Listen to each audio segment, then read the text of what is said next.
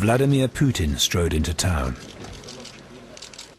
Почему раньше здесь не было людей, которые способны были принимать решения? Почему здесь-то забегали все как тараканы перед самым моим приездом?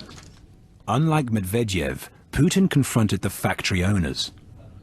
Считаю, что вы сделали заложниками своих амбиций, непрофессионализма, а может быть просто и тривиальной жадности. Тысячи людей. Это абсолютно недопустимо. Если собственники договориться между собой не смогут, то единый комплекс все равно будет восстановлен. В том или в другом виде, то это будет сделано без вас. He demanded the owners, including billionaire Oleg Deripaska, sign an undertaking to restart the factories. Вы подписали этот договор? Да. Олег Владимирович подписал? Что я не вижу вашей подписи? Идите сюда, подпишите. Идите ко мне.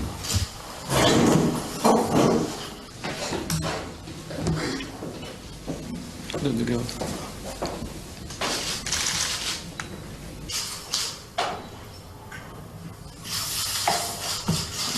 Только вторичку у меня, видите?